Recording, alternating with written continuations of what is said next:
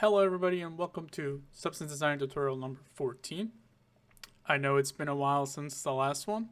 I've been getting used to my new job, and now that I'm getting the hang of it and getting more comfortable with it, I've been working on some materials. So for this one I've had in the works for quite a while, and I've been changing my mind about it a lot as usual, but I've been going super hard on it the past couple days, so I think I'm ready to do a tutorial for this one. So as usual, for the first part, we're going to be focusing on the height information. So let's look at some of that. So like I said, I've been going super hard on this the last couple of days, so everything's still kind of fresh. So here is Marmoset.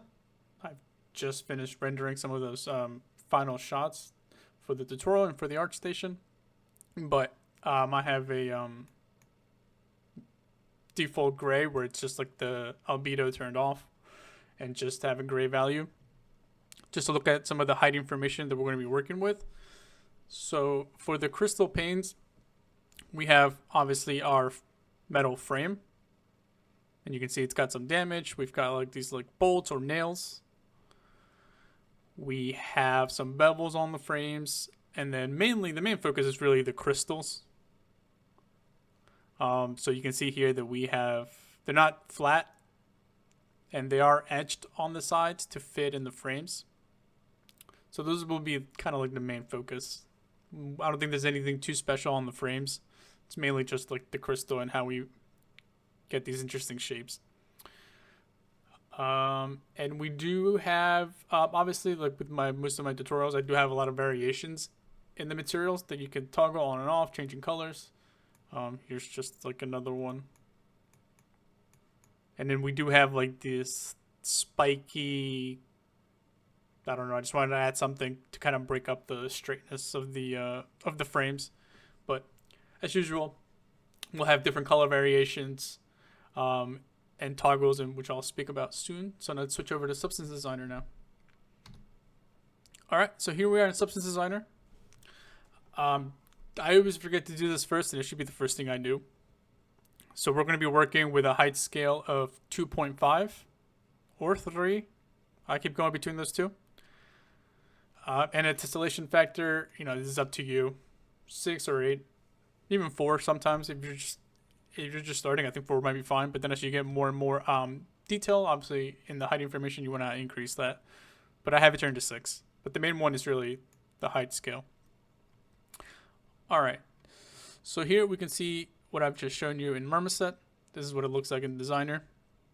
And then here's the height information that we're going to be working towards. I know it looks like a lot, but it's really simple. There's nothing too complicated. But there are some cool things that we do with color to get some gradients. Nothing too special, but it's kind of cool. I don't think we've done that in this channel before. And let me just show you some of the variations that we'll have. So we'll have glass color. So I have some presets here. The default is the blue one, and then we have like a rusted one. Oh yeah, we do have rust. It's nothing too crazy, too special, but I think it kind of goes well with the red. We also have this boolean here that we can turn off, where if you don't want like the gradient coloring, we have a switch for that. And then we have multicolor switch, which if you notice here, some of them are more red than others, and this one's like a little bit more orange than this one. We can turn that off so that they're all uniform. And actually you'll see it in here with this one right here. See, so they're all the same color. And if we turn on multicolor, you'll see here that there's varying degrees, and then we can obviously have a multicolor range here where we can mess around with, whichever way you want to go, and we can do that with light, or how bright it is, and the saturation. You can make some darker than others. So some cool, simple control there. So let me undo those things. All right. So. And then we have magical, which I couldn't come up with a name, but that's like the green one. All right, so let's go back to default. And as usual, I'm going to go through the graph and I'm going to disable our blends and then just go through it from the beginning. So 1 second. Oh, and I forgot to mention we do have a small emissive coming in from the deepest points of the crystal, because why not? But we'll touch that in a later part of the tutorial. All right, be right back again. All right, I think I got everything. If anything messes up, I guess as we go, we'll deal with it. But there are a couple housekeeping things I forgot to mention. For our normal, we're using an intensity of 7.5. And for our ambient occlusion, we're using HBAO. And we're using a height depth of 0.025. I'll make this a little bigger for you guys watching. And then I've disabled everything. The metallic I have in black. For roughness, I'm using 0.7. Just so it's easier to see the height information. And for the base color, we're just using a 0.7 as well. Gray value. Okay. And that's the emissive down there. We'll worry about that later. Now, something I've learned from the previous version or the previous tutorial was using, our portals just to keep everything nice and clean. So we can start with this just to get it set up, so then we don't have to worry about it again. So to get started, we're just gonna set up these quick noises here. So we have a default Perlin noise, scale 32, everything's the same. And then we just have an auto levels to make sure we're using the full range. And then we have a portal called noise Perlin, tells you what the noise name is. And then X32 just means that we're using this scale of 32 times. That way if you don't have to like go back here and click or select the output node. You can just look at the name and see what you're selecting, especially if you have like several Perlin noises. You can have like 16 so you know which one's which. But anyways, then we have a clouds 2, scale of 1, auto levels into a portal. We have clouds 1. These are just the mostly used noises that we have in this tutorial. There's some other ones that are one-offs. Not really worried about conserving memory or optimization with those. We have a black and white spots 2, scale of 1, default. There's also scale of 1, and then default moisture noise scale of 1. Okay, so now that we have those set up, let's get right into the actual height information. So as we saw in the in our image in the beginning, in here, our frames are going diagonally, right? They're not going straight unless you rotate your camera.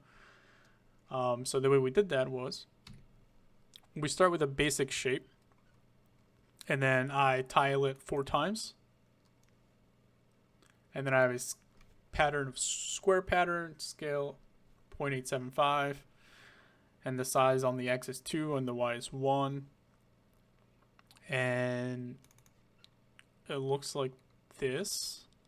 So let me actually disable that first. Okay, so it should look like this first. Sorry, like this. Then I invert it because I want the in-between.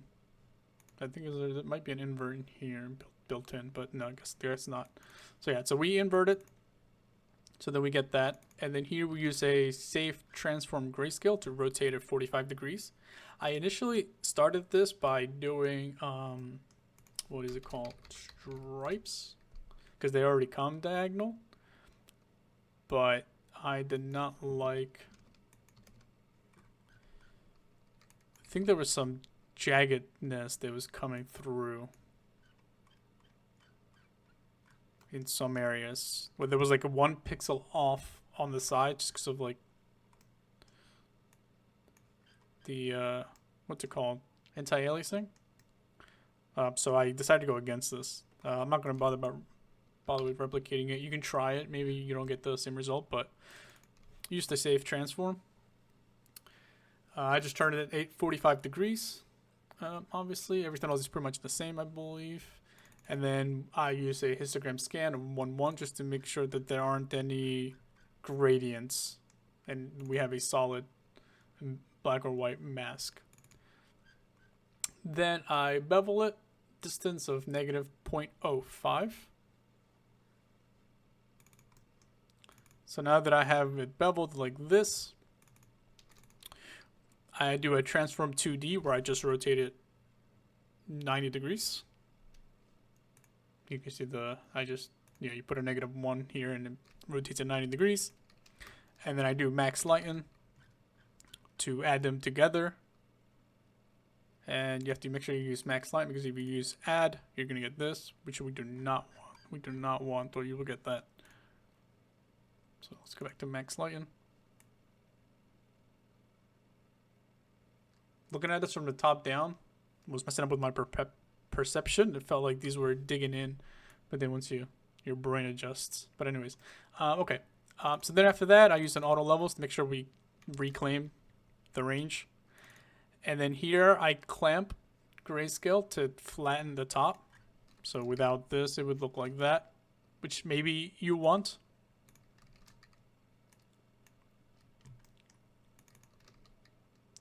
And then here I use another auto levels to again reclaim the lost values. And then here we add our mainframe corner. So those are the guys that are going to be at the intersections. Well, let's turn that on, see what it looks like. It looks like that. And there's a specific reason why this is set up this way. If you try to, what's it called? Add this. Well, never mind. That is what we do add them here. But what I'm saying is if you want to like bevel it together, like if you wanted to get this, like if I'll just explain it real quick. So I copy paste this. You can just watch this part. If you were to bevel this, you would get a different result than this. Let me just take this, just copy paste it. You see the difference? So there's a reason why it's set up this way, and I recommend you play around with it, because depending on the order in which you do it, you'll get different results. But anyways, let's not get sidetracked. Okay, so these are our corner pieces, max lighten, and then to do that, we took a tile generator. Pretty simple. You can use the other one, the expensive one, but since we just needed to make a square tile a couple times, so we can use the tile generator grayscale, which is a much cheaper version. So 4x4, scale of 0.175. I think that's it. Then again, I use the histogram scan to make sure we don't have any unwanted grayscales or gradients.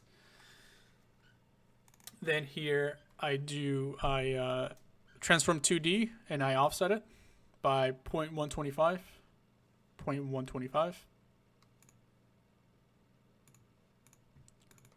To get the in-between shapes. Otherwise we only have every other, which maybe you want, but I wanted them on every corner, so I just used that to offset, and then I added them together.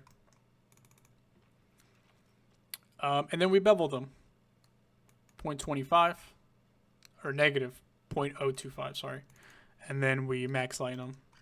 So if you want to change the size of these, you would do it over here, etc. Okay, so then here we have our main frame rising. So if we look here, our frames go all the way down to the ground, but with this, and I've done this many times in all my tutorials, just to raise it so it doesn't go all the way to the ground. And to do that, we just take this, we take our main frame with the corners, we do a scan to get a full black and white, and then we add a levels to it, and then I'm doing a levels of 0.575, and then we do a screen blend mode here, and then you can determine how high this is or how low it is by playing around with the level out high here. So if you go lower, that's going to go sink closer to the floor, and if you go higher, it's going to look more like that, which also we don't want. So that's what I went with, 0.575. And then from this histogram scan, we're going to do another portal, and we're going to call this one mask frame initial. because we do come up with another frame mask for the frame later on, and we'll call that one final. But this one's the initial one. It gets minor use. And then here with this level, we kind of just lower it down to make space for the nails, or yeah, the nails. Go with nails. Because if we turn this off, you can see it goes up. But if this goes all the way up to 1 in the range of grayscale, then we're not going to have any room to put nails on top because you can't go past 1. Okay, so then here is where we add our spiky boys. So let me turn that on. Like that. So, and we're going to be using a height blend here, and we'll get into this mumbo jumbo here in a second, but let's create the spikes. So first we start with a shape, and it's a pyramid, which is already gives us the gradient. I think I don't remember what the default is, but might have to rotate it, but you want it to look like this, upright. Then we squish it with the transform 2D to create more of a diamond shape by 2.5 times. Then I add a bit of a flatness on top using the clamp grayscale, my new favorite node, so 0.6. And then I auto level it to make sure we get the full range back. Now if we look closely at these spikes, they do go downward, and that's what this is here. Because if we remove this, then they still do go down. They still go downward because of the gradient here. But I wanted them to go down a little bit more to look like this. I wanted to, I guess, flatten the thinness here. So gradient linear 3, and it's 3 and not 1 because obviously this is split down the middle, so it needs to do the same thing on both sides. Clamp, auto levels, min darken. And then you get this shape. Now we plug that into a tile sampler grayscale, and we change the pattern to pattern input. We do 4x4. And then here I play around with the sizing to get what I wanted. I don't bother redoing or doing all the shaping and stuff like over here with the stretching and pulling. I just do it once to get the basic shape, and then I do all my tweaking in here. So size on the X, 0.54, on the Y, 0.89, and then I play around with the scale here. You could apply some scale random if you wanted some to be bigger than others, and then I rotate it 45 degrees. Again, I don't do the 45-degree rotation here, I do it in here and here. And if you wanted some of them to be higher than others, you can play around with the color random, but I didn't want to do that for this one. Okay, so now that we have this repetition or this pattern going this way, from bottom left to top right, obviously if we only have this one, it would look like that, I believe. Yeah, it would look like that. So we need to do what we did before with the corners, where we offset it and add them together. So for the first one here,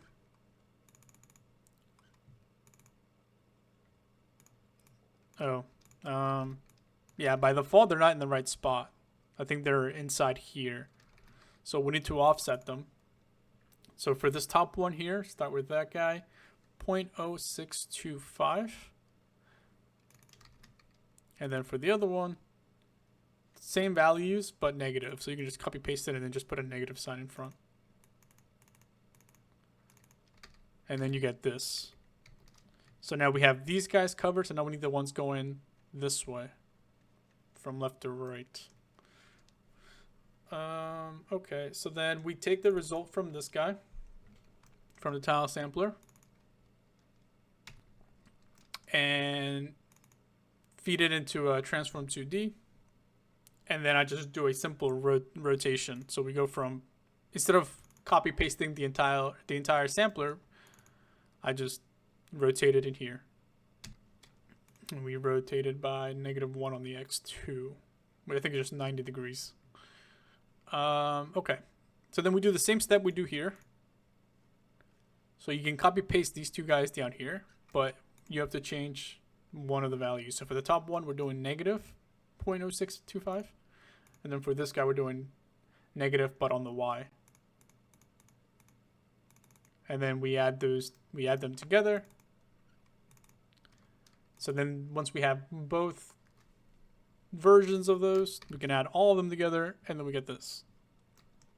Now, same thing that we did with the frames. If we don't have this, they're going to sink all the way to the ground, which maybe you want. I did not want that. So again, I take the result here and I scan it. And then I use a levels at 0.65. Screen it. So then we get our erased spiky boys. And then I blur it a little bit here. Very tiny bit. Of 0.1. And then that will feed into the height blend into the top, and then our result from before will feed into the bottom. And then for the height blend, we have 0.375, and this is where you'll determine how low or how high you want your spikes to be. Maybe you want them to be on top like that, you know, etc. All right. So we have our first boolean here, or our first switch, and we call this one spiky. And if for the false, we're plugging in before the spikes are added, that goes into false. And then for true, it'll be whatever the result of the height blend is. And then from the mask, we need to create this mask here. But to do that, we are going to take our result here from the blend into a histogram scan, again 1 1, and then we're going to multiply by the height mask of our height blend result, and then we're going to multiply, and then we're going to get this, which is going to be the isolated spikes. And there's a reason for this, and we'll go over that in a second. But from here, we'll create a portal called mask sockets. I think I should call them spikes. I think this is like early on there were sockets, but became spikes after. I hate it when it snaps like this. It annoys me. I want it to be in the center, but whatever. We'll live.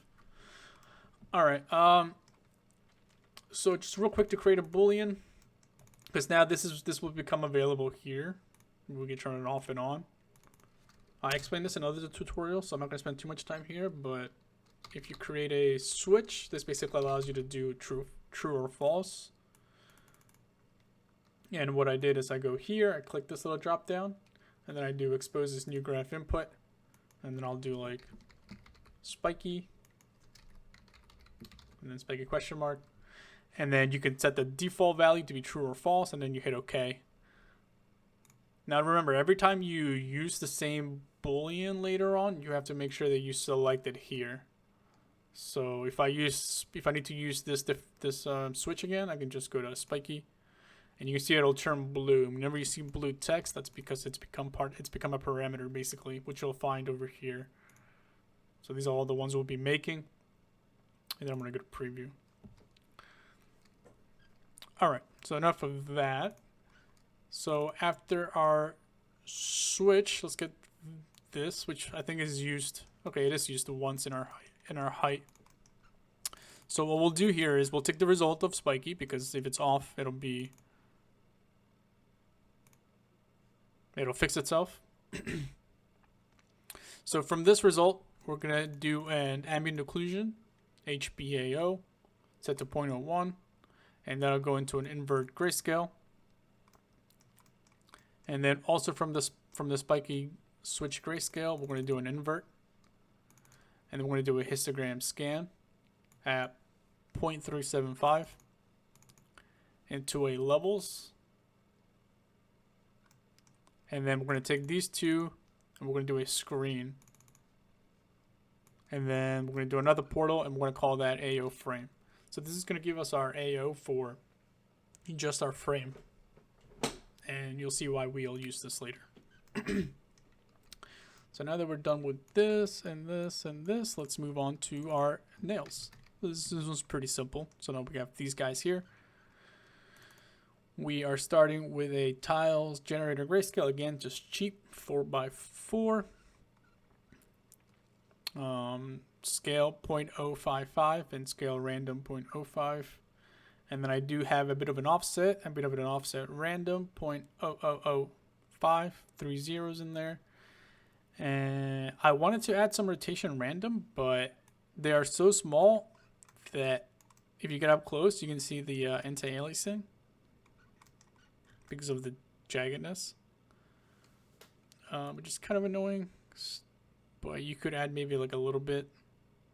And I guess from a distance, it doesn't look too bad. And if we were using maybe like a 4K texture, it wouldn't look bad at all. But, you know, I just wanted to avoid it altogether, so I didn't give it any. And I do have a little bit of a luminance random, just so that some of them are, when they've been nailed, some of them have been squashed more than others. All right, so same thing. We do an offset here of 0.125 with the transform 2D. Then we add them together. Then we bevel to get the slopey look, like the pyramid look. And then I auto level it to get the full range back. And then here I would do that thing again that we always do. We do a screen. And then we go from here and we do the levels at 0.85. Then we screen it together. And then we clamp it. It's kind of hard to tell because it's so small, but basically we're flattening the top because it's been hit. So if you turn it off, it looks like that. We turn it on, it looks like that. Then I do an auto levels again just to bring back the full range, and then that feeds into the foreground of this blend mode, which is set to max lighten.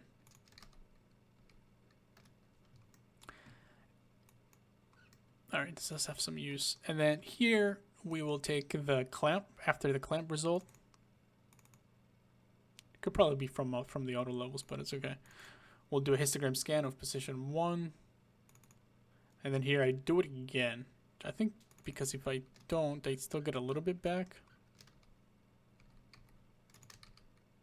Or maybe not. Maybe we don't need this one. But yeah, sometimes you have to do 2 of them. I'm not sure if I'm doing something wrong or just the way it is. But yeah, sometimes even if you do a position scan of 1 and contrast to 1, you'll get like maybe 1 or 2 pixels that are misbehaving, and then you can just do another scan and then it'll be fine. I think that's probably why I had it. All right, I have this guy down here, so let's take care of him.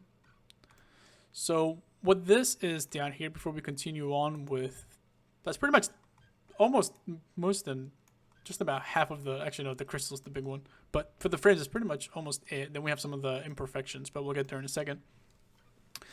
So here, let me just click at the result, just so you see what it is. So, just like I've explained in many of the tutorials before, if we have, let's say like tiles on the ground and there's a crack, unless like a rock fell between 2 cracks, those cracks should break up between the tiles, right? Like a crack shouldn't run from one tile to another in most cases, unless it was one big tile. So when I add surface imperfections or rust, I want to have that break up. I don't want like certain damages to go from the frame to the nails, because the nails were added later. If you think about like how this was constructed or put together. So this is what I did to have separate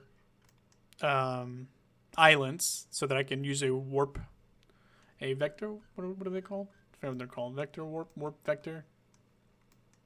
I'm sure I use it somewhere over here. Come on, help me out. Where are you? I feel like I used like hundreds of them. Where are they? Okay, right here. Vector warp grayscale, where you will be using a color or a vector map, and it's orange because it's color information, to break up the noise basically. And you know, I'll show you when that happens. But this is how we set up basically the mask for it. So I start by layering it all together. So we're going to start with the frame. So we're using a mask frame initial here. And then we're multiplying. And this is basically like a canvas, right? And then which I guess, wait, why did I do that? Can I just do... Oh, okay. There is something interesting in this tutorial. So I had to reach out to a friend for help for this part. But basically, okay, how do I explain this? Okay, so yeah, so the reason why these two nodes are here is because if I do...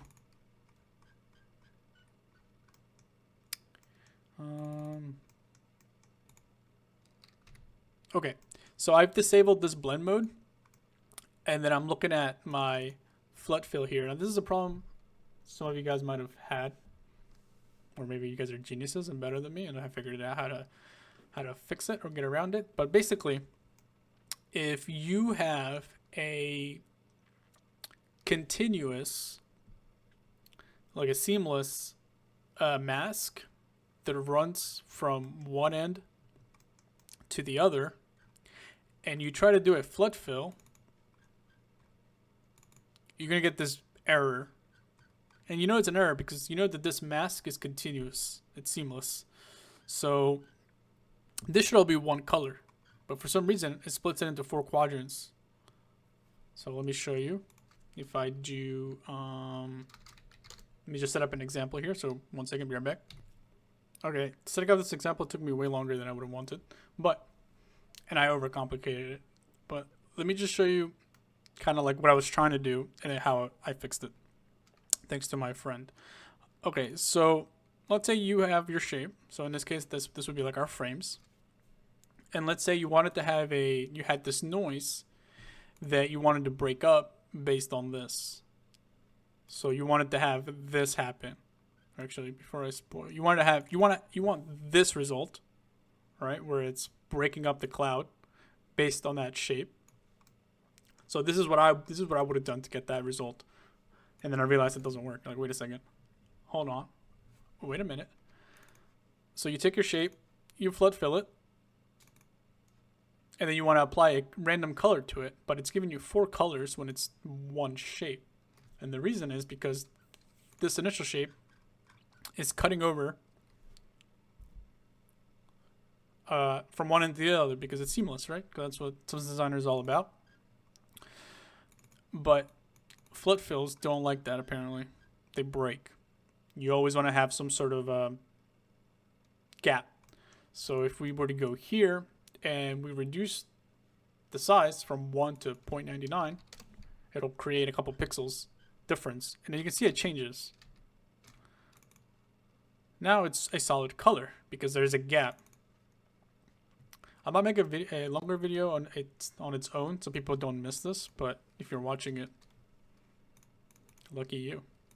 Anyways, so yeah, so then I started thinking, okay, how can I trick it to do what I want? And then that's where this solution comes in. And this is what my friend told me. Oh, you just need a pixel in between and then fill it. I don't know, he said something along those lines. But basically, he said you need to have like a pixel around it. He said do like a 1 pixel width around it. And that was basically like my hint. So what this is here is just that. This is a shape with a scale of 0.999. And if we look really closely, that is 1 pixel. Or I think it's 1 pixel. It should be 1 pixel. That's why I went that far in the 9s. Okay, so this creates our pixel. So now when we do our flood fill, it works, right? Because we can check it with our flood fills with a random color. You can see that it's the same. If I turn this off, it'll break again, just like the example above. So then once you do that, you need to do another step. Now that you have this, you need to fill the gap with the same color. So how do we do that? We use the distance node. I have it set to 5,000, but if you did like a 1, then you would fill that gap. The problem is that you're also distancing towards in every direction. So you're going diagonally and you're going up. which is also not what we want because we only want to fill this. We don't want to fill that. Otherwise, this is now a different shape. But what I did is I just went all the way just to take up the entire space. And then I took the initial shape and I converted it into a gradient to convert it into a color. Now there's other ways you can do this. And now that I have two colors, then just imagine this being a grayscale. You can just multiply. So I use the distance to fill that pixel. And then I used this mask, which is technically not black and white, technically color. That's why it's orange. But then I used that to mask off the top. So now we have a true one-to-one to our mask using Flit Fill.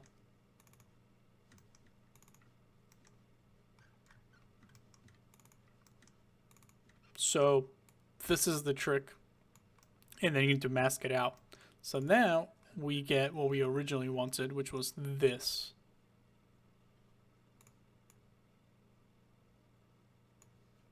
But before we had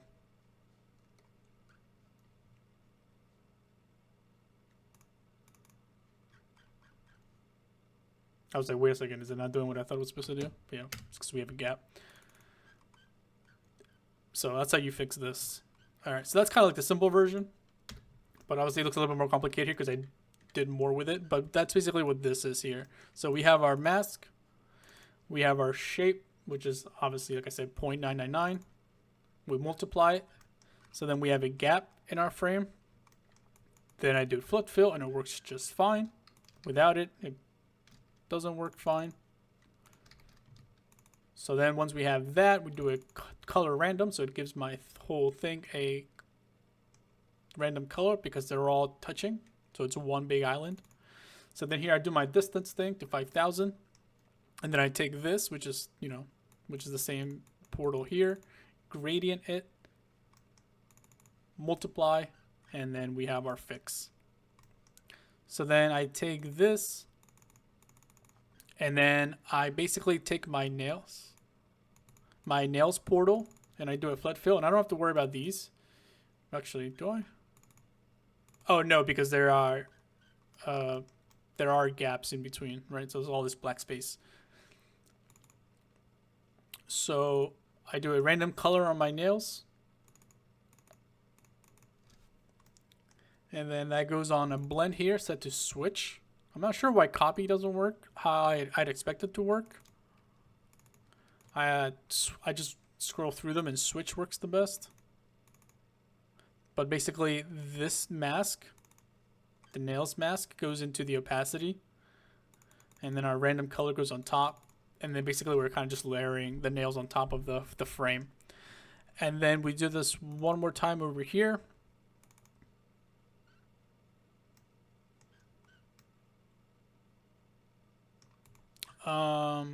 Actually, we can't do this yet because we haven't gotten to this part of the frame.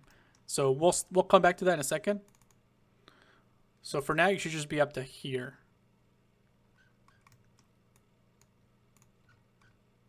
So yeah, it'll look like this for now, just because we didn't get to these guys or this guy just because this guy's further down. But anyways, yeah, we'll call this one. So from the result from here, we'll make a portal and we'll call it FF for Flit Fill, random color. D stands for distance, and then all is because it's the nails, the frame, the crystal, etc. So call it whatever you'd like, but that's why it's gonna be this guy. But for now, we're using this guy because we're not there yet to get that guy. So now we're adding our frame imperfections. So if you look here at the height, just to add some breakup on our surface. So to do that, we have a cells 1 set to scale of 64. We have a levels here. Just round these for you guys. So we'll do a level and low of 0.8. And then here we reuse our Perlin noise set to 32 scale. And that's going to go into a multi-directional warp grayscale set to 10. just to break it up. And then that feeds into a multiply. And then we take the cells 1 down here and we just increase the tiling twice. So we hit the division by 2 and it tiles it twice. Multiply them together. And then here we have another multiply. We're just breaking it up. So then we do another noise purlin over here. And we multiply again. And then here we have our vector warp grayscale. So this is the first time we're going to be using this guy. Or in this case, it's for now, just this guy. So that guy goes in here. And then we're going to invert it because we're going to be using min darken. If I was using subtraction, then I wouldn't do this. Because with subtraction, you subtract with white values, but with min darken, you subtract or take away with dark values. That's why I invert it. So we invert it, and then we have a levels here, and I think it's just the default levels. I think I was playing with it, but I ended up changing my mind. So then that goes in here into a min darken set to 0.05. And if you want these imperfections to go deeper, obviously you would increase it if you want to add more wear to your metal frames. Then we have frame wear 01. So you can see the difference here. We're just kind of adding some paint chipping basically. And it's set to subtract and it's set to 0.02. We take our noise clouds 2. Then we divide it twice or increase the tiling twice. Then we histogram scan it to get like a tighter cut than this. Otherwise it would look like, yeah, you'd barely be able to notice it. Then I blur it a little bit so it's not so harsh. And then we vector warp grayscale it again with this guy. I think pretty much for the most part, anytime we use a vector warp grayscale, it's this guy down here.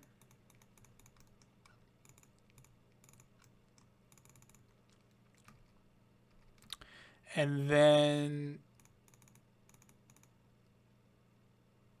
I'm going to call this one wear instead of dips. Forgot to change that, I guess. So we're going to create a portal from this that we'll be using in our color next tutorial or next part. Okay, then we have one more frame imperfection here, which is some dips. I guess this will actually be properly dips or little pockets there. So we'll take a grunge spots, take our noise purlin 32, slope blur it, very low intensity set to min, full samples. Then we scan it at 0.9. And then another way to increase the tiling that I like to do if I feel there's like a lot of empty pockets is I'll just take the result here and I'll rotate it 90 degrees. And then I add them together and then I get less voids or less emptiness in between. Then I take that result and I increase the tiling again by once, so twice, 2 times. And then we get a higher density, and then I blur everything by a tiny little bit of 0.15. Then again, I vector warp it so it doesn't look so uniform, and it's based on that guy again. And then because we're using min darken, we're going to invert. And then did I do anything here? Yes, I did. What is this? 0.59, so we'll do 0.6. Just to keep it nice and simple for you guys. So the only thing that changes here is the level out low. And our min darken set to 0.075. 0.075. Alright, now here comes the big chunky boy that is the crystal. But it's actually pretty simple, just a bunch of breakups and stuff. Alright, I'm gonna get a water bottle real quick. Okay. So let's get right into it. So for the crystal, we start with our initial mask frame. So this guy. And we invert it because we're going to be working with the inside of the frames. That's what the crystals are going to be. So then we take that and we're going to make a quick portal And the invert of the frames is the crystals. So after the invert, I make a portal for the opposite, the invert, and call that mask class initial. After our invert here, we're going to do a flood fill. And then the result of that flood fill is going to be our flood fill glass. And we use that a couple times, several times, I guess. And then from here, we're going to do a flood fill to random color. And then from that flood fill to random color, the result of that is going to be flood fill. Actually, don't even worry about this portal because I'm just going to, just so that's less on my portal list. Yeah, there's too many up here. Some of them I don't even use.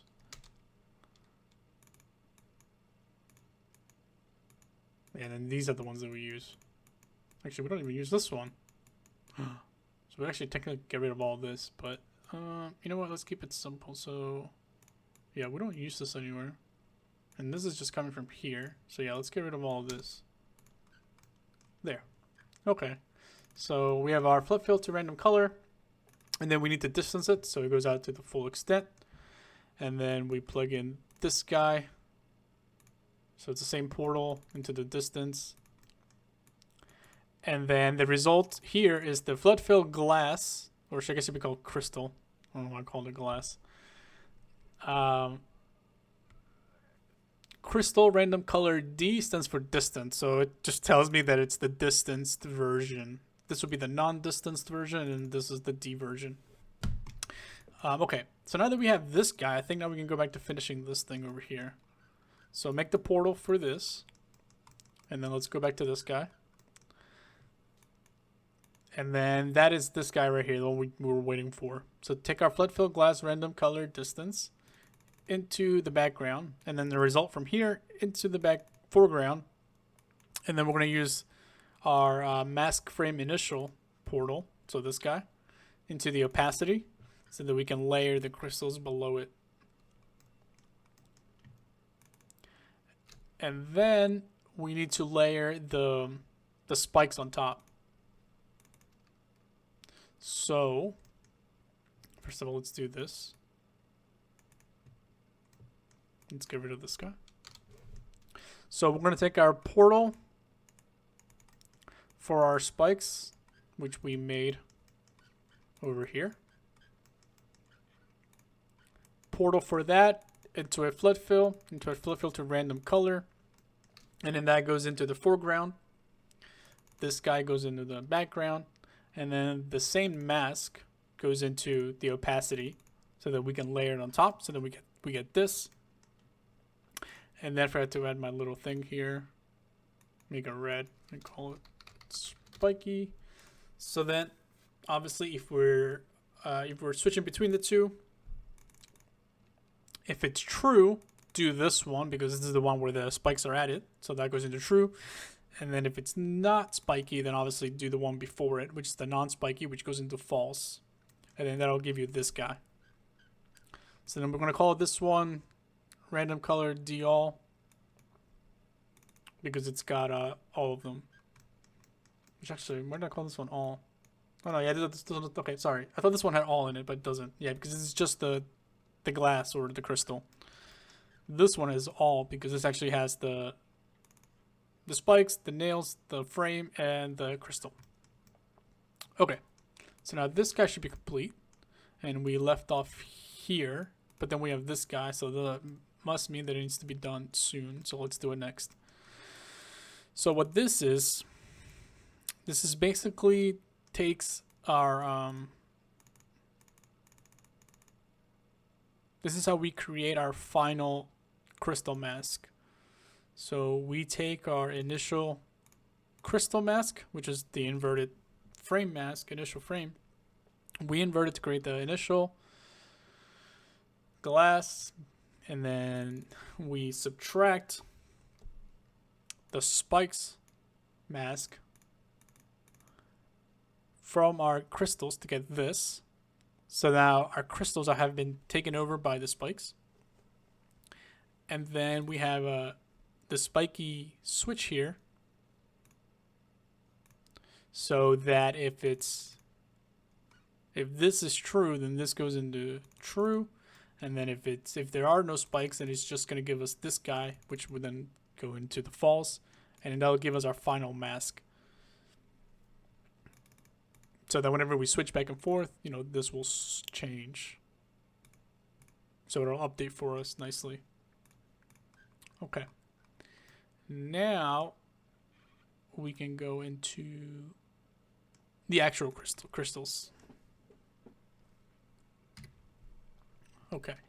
So we're going to start with a cells 1 set to a scale of 20. And then we're going to invert it. And like I said, the reason why we invert it is because we're not going to be subtracting, we're going to be using min darken. So actually, right now I have a, basically a uniform color, or black, a grayscale, a uniform grayscale plugged into the height, because you can't disable height blends for some reason. So I just have to plug in something, 0 in there. So I'm going to plug the crystals back in.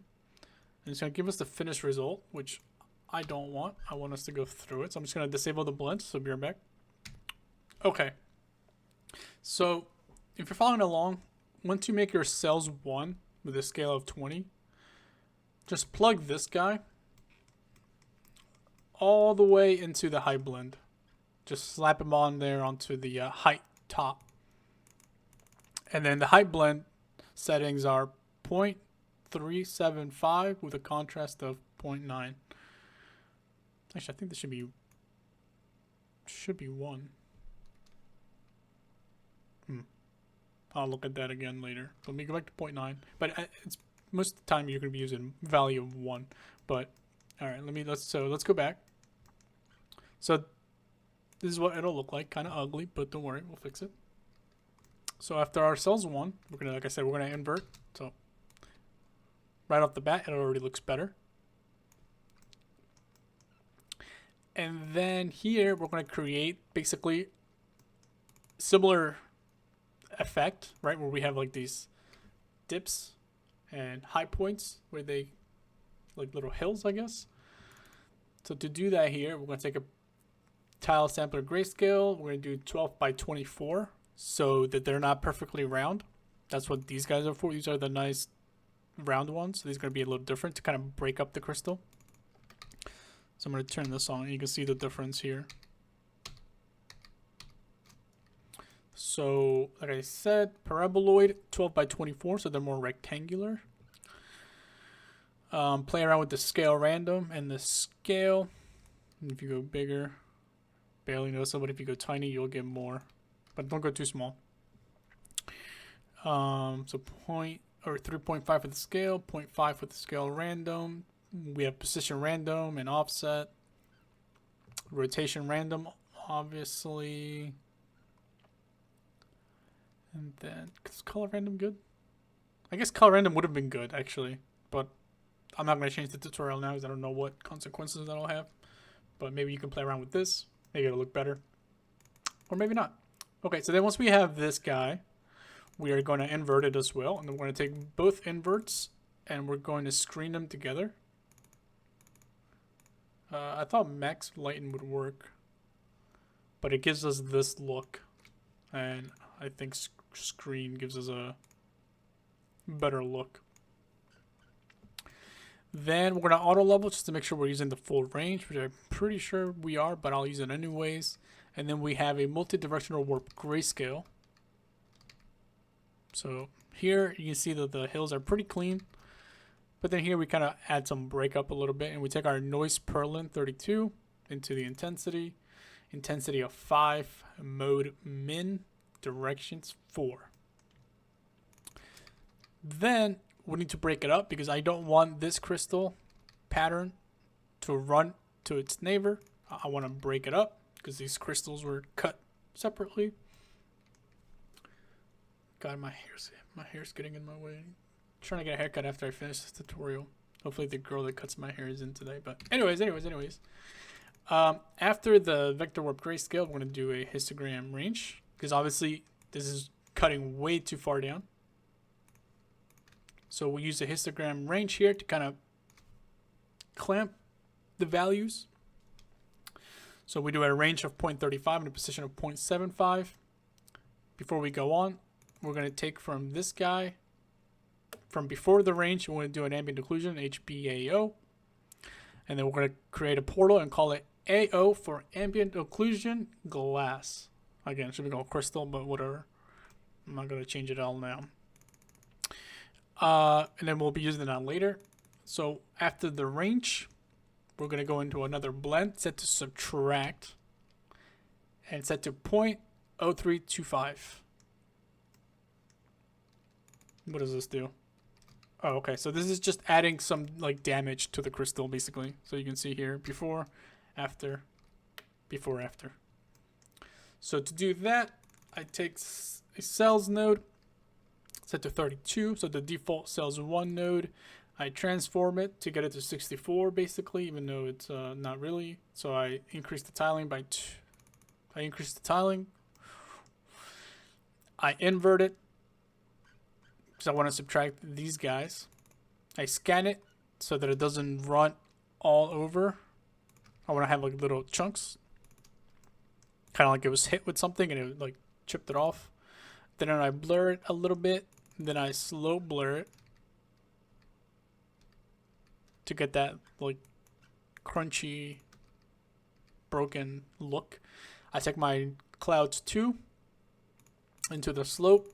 I use max because I wanted to cut outward, intensity of 0.325 and full samples. Then I auto levels it to get the full effect, and then I warp grayscale it. It's probably not necessary, but basically the same concept. I don't want the damage on this guy to run over to this guy. And then that feeds into the foreground to our subtract blend mode here to 0.0325. Now, from this vector warp grayscale, we're going to do a blend down here, and we're going to subtract our final frame. And we're going to subtract that. And one small thing I just caught is actually this was set to final. This should actually be the mask frame initial. Actually, sorry, no. I need to undo that. I got ahead of myself. It wasn't. Yeah, let me undo. There we go. It should be final. The reason why I thought it wasn't because my frame was looking cut. And the reason why the frame is looking cut is because we didn't finish the rest of this. So I was just jumping ahead of myself. Yeah. Yeah, because this comes from later on. But we disabled all of this, so it's kind of making it look different than it should. Because my frame should still be straight. So yeah, so sorry. So yeah, go back to final, mask frame final. Actually, you guys can't because we don't have this yet. Okay, so we'll have to come back to this. Sorry about that. Yeah, we'll have to come back to that. So once we have our damage, we are going to do, what is this? Oh, yeah, we're going to cut away. We're going to cut the crystal with our frame. So after this, after we do our damage, we're going to make the result of that a new portal. We're going to call that noise glass.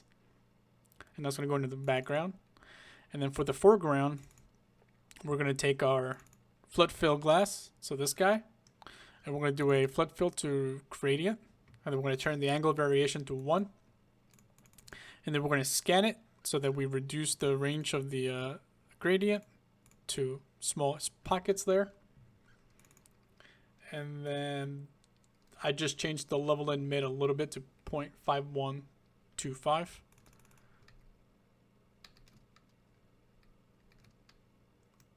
And it's doing two things here. It's getting rid of the, it's cutting the crystal with our frame, but also where you see this, it's changing it. It's kind of hard to see, but it's changing it here. But because it's doing both of these things at once, it's really hard to tell. But we do this several times, so you'll notice it again. So again, we're going to take this guy and use it over here. You could also just do one of these if you'd like, but it's basically the same portal. Again, into another flood filter random gradient, set to 1, but we have to change the seed to 1 because this one's using seed 0, and if we're all using the same seed, then we're just doing the same thing over and over again. So by changing the seed, you get a different variation of the same result. And then we do the same thing here. We scan it, and then we level it 0.1, and then so here you're actually able to see it more. So I'm giving it that like gem shape basically.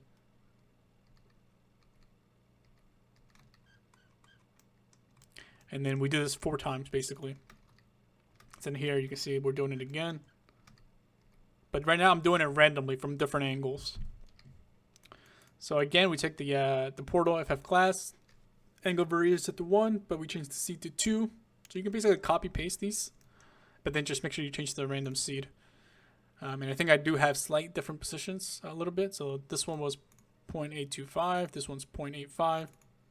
And then I don't think I do anything with this levels here. So that gives us more of that. And then I do it one more time. Same thing, same portal, same thing, 1, but I changed the seed to 3. My scan, my levels here does change a little bit. And then it gives us this guy. Now I do an auto levels.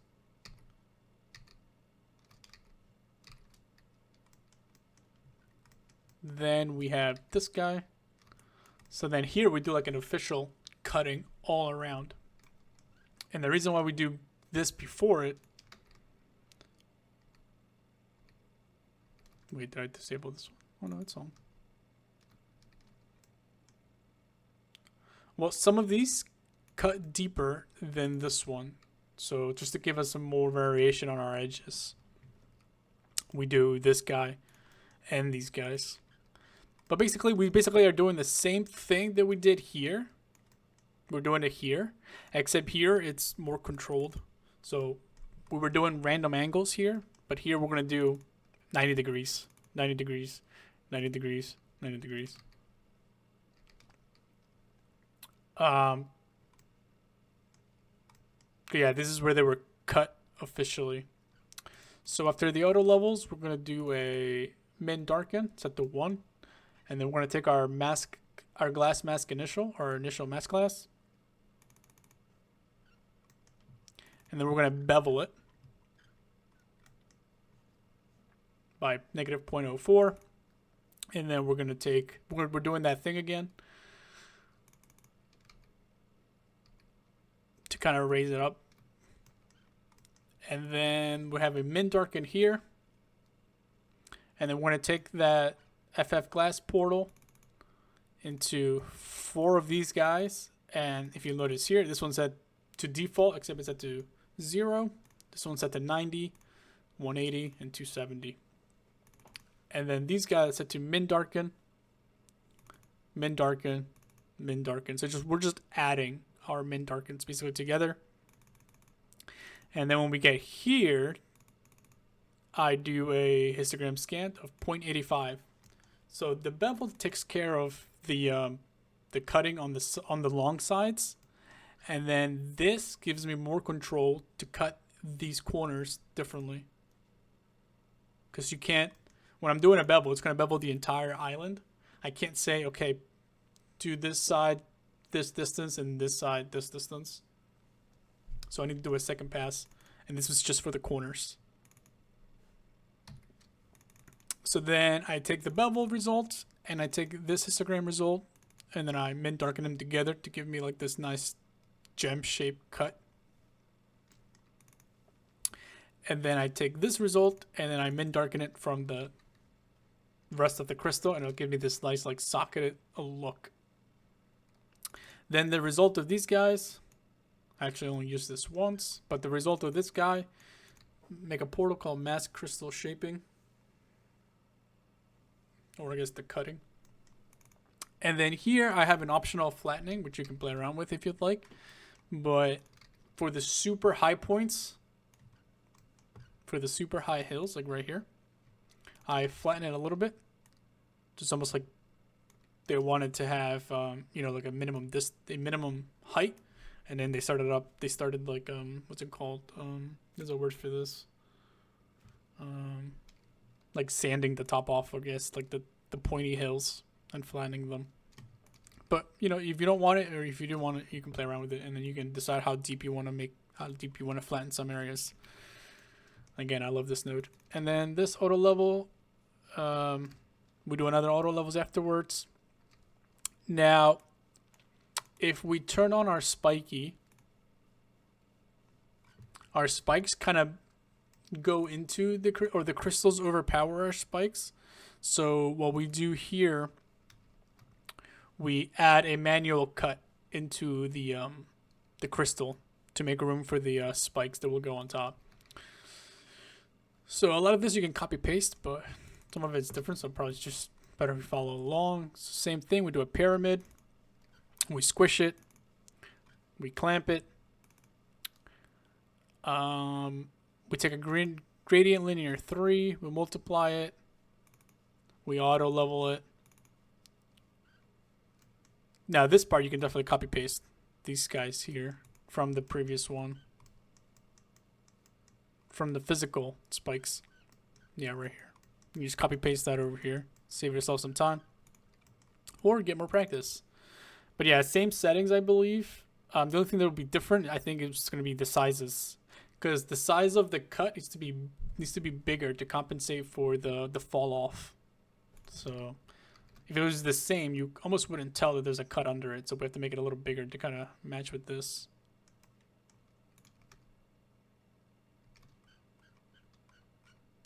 And obviously it's going to look a little different depending on, you know, the noise of the crystals. Okay, so then let me just scroll down to make sure you guys see everything. Let me use this so it's smoother. Oh, and for your rotation here, otherwise it's not going to match up.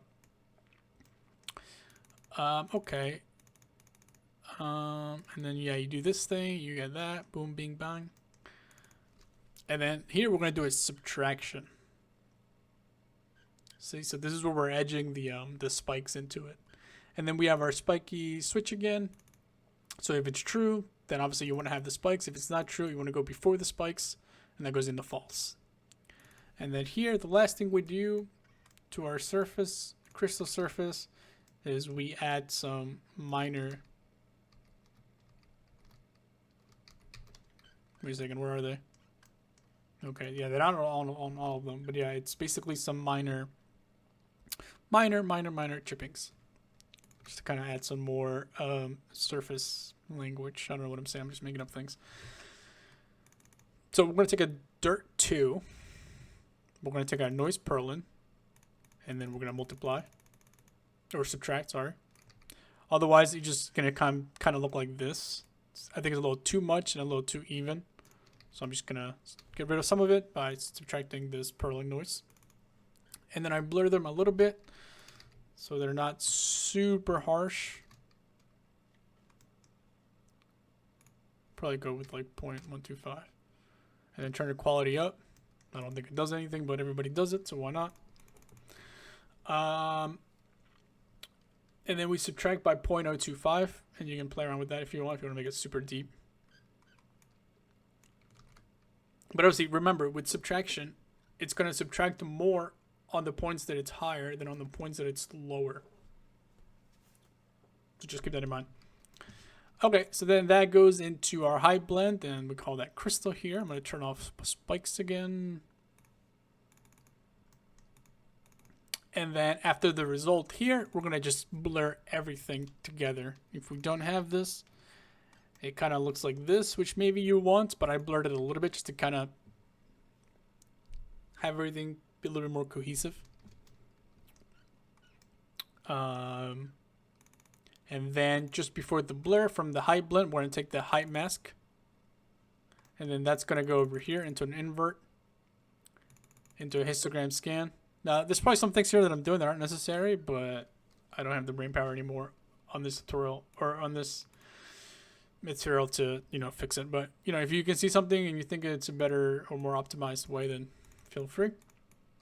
So then from here, we'll do another portal, and this is going to be the mask frame final. So this is what we need to go back over here now. to this guy. And then that guy, the mask frame final is going to go on top here. And then we're going to subtract. Because right now, the damage is going on top of the frames. And we don't want that. So we want to make sure that the damage is only on the crystals. So then that'll give us the result, mask glass cracks, or the portal. So now we can go back. So let me highlight this guy so it shows me where we were. So we were here. Okay. So then after the blur, I do another HBAO, ambient occlusion. And then I call that portal ambient occlusion, frame, and glass. So this has the ambient occlusion for both. And then the last thing we do, just to finish up height here, is scratches. Obviously, you have some scratches, but my scratches are only on the metal. Here's one.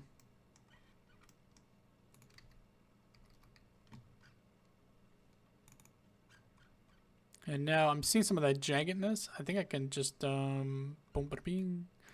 I can blur it a little tiny bit. I don't know, maybe like 0.125. Actually, nah, I'm just gonna get rid of it.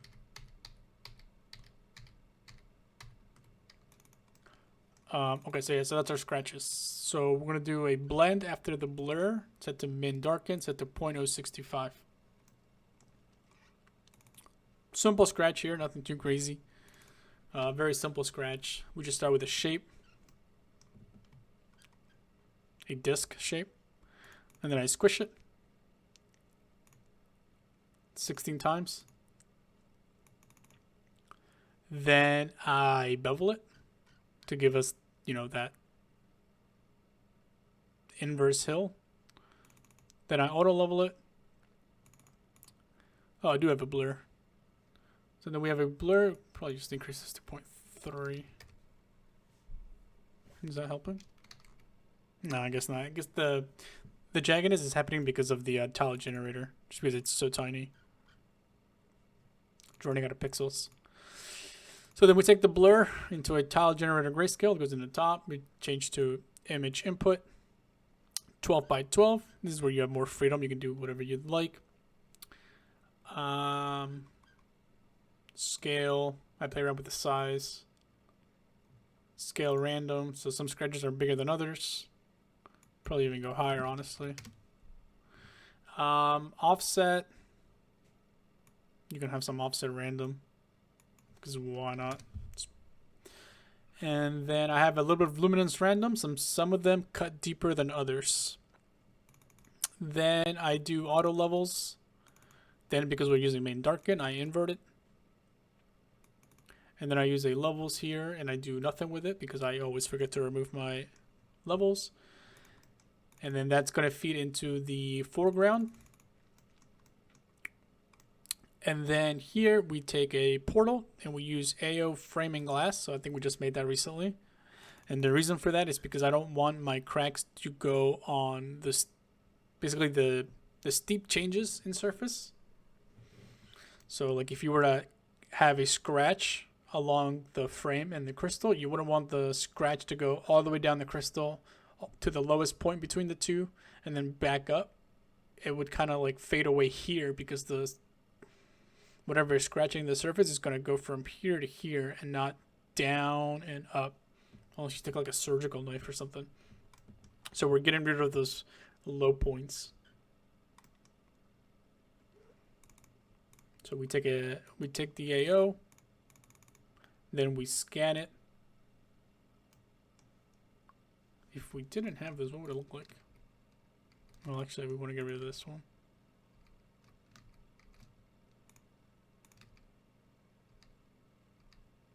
Yeah. So then once we do our histogram scan here, we do a subtract, and we have to subtract the crystal because I don't want these scratches to be on the crystal. These scratches are only for the metal, for the frame. So then we take our final mask frame, we invert it, Actually, I don't need to invert it. I can do subtract instead, or multiply. So yeah, let's change this to multiply, and then skip the invert. That should give us the same result. Yeah. Skip it. Less notes. Okay, so then you multiply these two, and then you get this, because we were trying to get rid of the crystal. And then you're going to feed this into the opacity. So this is saying I only want these scratches on the white.